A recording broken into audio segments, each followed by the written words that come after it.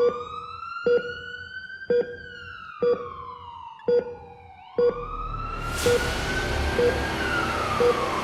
कैसे बचाऊं मैं? 4 दिन से डॉक्टर ने बोला है कुछ करिए ऐसा कि जिंदगी बच जाए या फिर खत्म कर दिया जहर देकर इंजेक्शन। कहाँ से लाए हम ऑक्सीजन? भारत में कोरोना से रोजाना करीब 3000 से ज्यादा मौत। भारत में कोरोना से हर घंटे करीब 125 लोगों की मौत। भारत में कोरोना से बीते 20 दिनों में 50,000 से ज्यादा मौत। इन आंकड़ों ने अब देश को पूरी तरह दहशत में धकेल दिया है। पहली और दूसरी लहर में अगर कुछ बदला है तो मौत का आंकड़ा।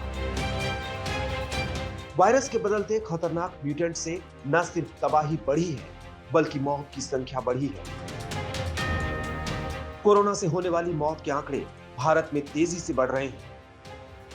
दुनिया में कोरोना से अब तक करीब 32,37,589 मौत हुई है।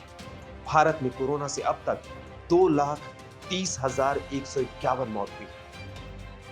और ये आंकड़े तब हैं जब सही आंकड़े दबाने का आरोप लगाया जा रहा है। Lower socio-economic groups, people might not have access to lab testing. If such people develop COVID-19 and die as a result, their death might not always get classified as COVID death. सवाल है कि आखिर मौत की जिस दर को कम बताकर हमारे हुक्मरान कोरोना से जंग में फतह पर अपनी पीठ थपथपा रहे थे, उसमें अचानक इतनी बढ़ोतरी कैसे आ गई?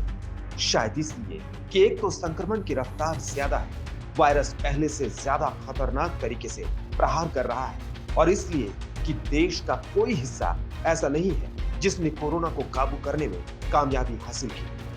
कहीं केस घटते हैं तो कहीं बढ़ जाते हैं। दिल्ली, उत्तर प्रदेश, छत्तीसगढ़, पंजाब और मध्य प्रदेश में केस घटे हैं तो कर्नाटक, पश्चिम बंगाल, बिहार, केरल और उत्तराखंड में नए मामले लगातार बढ़ने लगे। महाराष्ट्र में केस घटने के बाद फिर से बढ़ने लगे। 24 घंटे में 920 मौत से फिर चिंता बढ़ी है तो कर्नाटक में कोरोना का कहर तेजी से बढ़ा है। कर्नाटक में 1 मई को 40,990 केस, 5 मई को 50,112 केस, बेंगलुरु में 1 मई को 19,353 केस, 5 मई को 23,106 केस। यानी कि उत्तर में तबाही मचाने के बाद कोरोना ने दक्षिण के राज्यों पर धावा बोला है। कर्नाटक, केरल और तमिलनाडु में कोरोना भारी तबाही मचा रहा है। चुनाव में हुई लापरवाही अब बंगाल पर भी भारी पड़ रही है तो बिहार में भी कोरोना तेजी से पांव पसार रहा है। आज तक